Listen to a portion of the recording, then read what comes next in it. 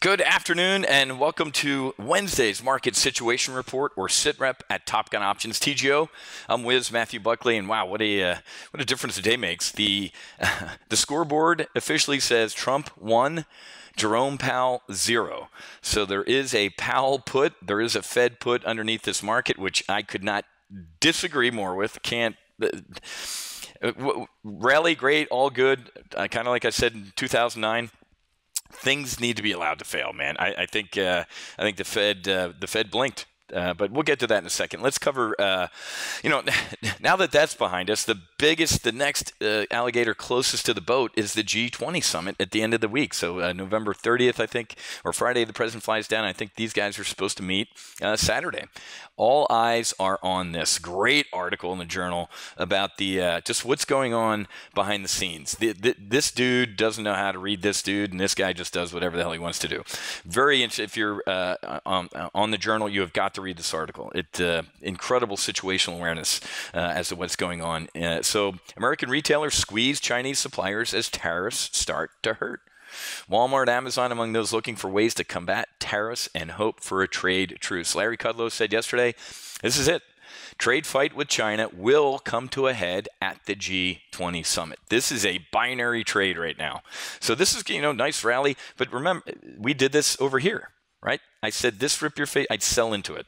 Markets don't do this. Well, it did that, but then it did that. That's exactly what I predicted. I said, do not believe this rip your face off rally. We're going to implode. This is great, nice, but remember, when you see the Dow up 538 points, there was a lot of people going short into the Fed chief's speech today.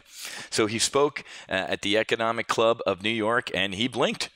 Back in October, he said, we're not even close to normal or neutral. And what happened? Right there. There's a hawkish Fed, and there's the implosion, right? And that's the Donald Trump right about here, calling the Fed chief crazy for raising interest rates and unwinding his balance sheet. And then, obviously, we know about this market volatility here. It was driven by Jerome Powell and the Fed. What do you do today?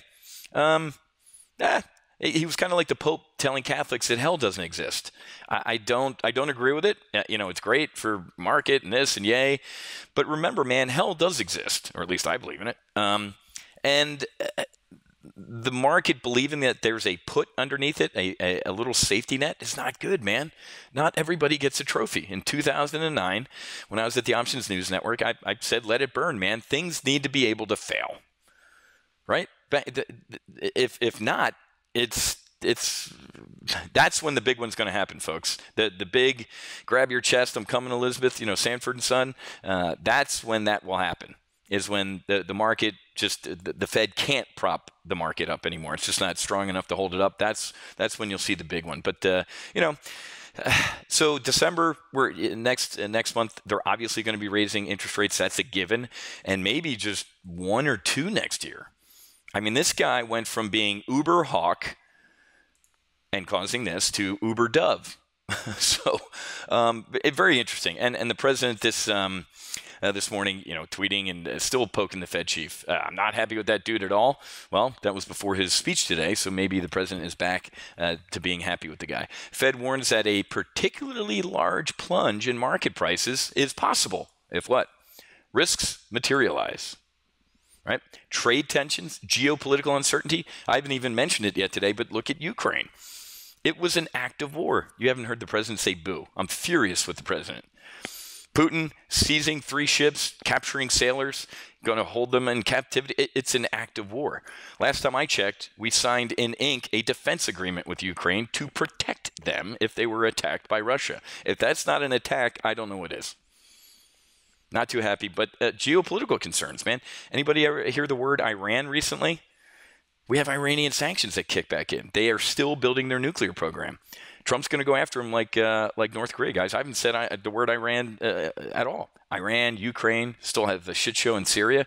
Saudi Arabia, the Saudi Arabian prince is down there at the G20 summit, and it's like he's the kid with lice. Nobody's talking to him. Everybody's snubbing that dude. So a lot of geopolitical tensions out there, folks, and obviously the trade war. Binary trade, folks. If they go to the G20, I don't even think, to be honest with you, I don't think either one of these guys knows what's going to happen at the G20. Each one of them thinks they have some airspeed at their back, right? The president, obviously, with Jerome Powell, kissing our forehead and putting a Band-Aid on our boo-boo, helps, gives them a little bit more airspeed. But we saw a lot. Today was not a good macroeconomic day, folks. Look at this. Where are we? Wednesday. Preliminary GDP. Whew. Miss, man. Preliminary GDP stuck at 3.5% as revision sees spending shrinking and inventory soaring. That ain't good, man. This was not good macroeconomic data today. Our trade balance is gooned up. Wholesale inventories soaring. New home sales imploding. The Richmond Fed imploding. That's all red, man. So Dow's up 550 and with a slew of bad macroeconomic data. But that's also why the president, Jerome Powell probably said, hey, things were overheating and now things are cooling down. The Federal Reserve, in the history of them being around, has never engineered a soft landing. Maybe this dude can do it. So the Fed's behind us. Black Friday's behind us. G20's in front of us. Here's the other. So as soon as he hops on an airplane from the G20 on December 1st, it's going to be known. Something's going to be known, whether good or bad. We're either getting a deal done or we're not. Then what happens? December 7th, guys, we need 7 appropriations bills. We might have a government shutdown on our hands. Here we go again, man. Remember this? Here we go again. He says, I'm going to shut this thing down if you don't give me $5 billion for the border wall. That's what the president wants. What do Democrats want? The Democrats want a Protect Mueller rider on the bill. He ain't going to sign that. They ain't going to want $5 billion for the border wall. They need to import more voters. So even if there's good news at the G20 summit, and I think the only good news that you're going to see at the G20 summit is us agreeing to potentially talk. I think we're pretty far down the road right now where these two dudes can shake hands and kind of smile, and that will be relatively bullish, but the devil is in the details. And then he lands, and we have a potential government shutdown with Chuck, Nancy, and Trump. Here we go again. Finally, yesterday was awesome. In London, they were ripping these guys apart. Zuckerberg was a no-show. Frat boy, billionaire Mark Zuckerberg. Man, this dude's in trouble. They're in trouble. Lawmakers from Britain, Canada, and Argentina went for the jugular with one saying, frat boy billionaires from California. What's the Wiz Buckley term for that? Limousine liberals. Limousine liberals drinking their Chardonnay with their sweaters on out in the Bay Area, thinking they're better than everybody else in the United States, and they're a bunch of screaming liberal hypocrites. Facebook's going to implode under the weight of its own hypocrisy. I predicted it a year ago. I said, get out of Facebook, get out of Apple, get out of all of those except Amazon. And we nailed it. Absolutely right. Let's take a look at a one-year chart of Facebook. I said last October to get out of it, and where is it right now? Down 27%. A couple of my private coaching clients are literally printing money, being bearish on Facebook, doing bearish double verticals. There is no bottom in sight here, guys. This is lucky to be a $100 stock. It's imploding. So short the hell out of it. So, all right, guys, I got to run. I will get the accelerated retirement video replay posted. Didn't put any on any new trades in accelerated retirement today.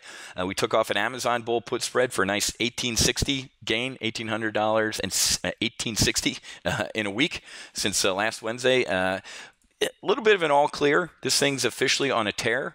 Amazon, it's up $79 today. Nice 5% rise. But remember, man, all bets are off if something bad happens at the G20. So I'm going to sit on my hands for a little bit. We are hedged. We have our long SDS calls on, and we're long some volatility as well going into the summit. Okay? So have a great rest of your day. Happy hunting. Make sure you hedge, and God bless. I'll see you tomorrow.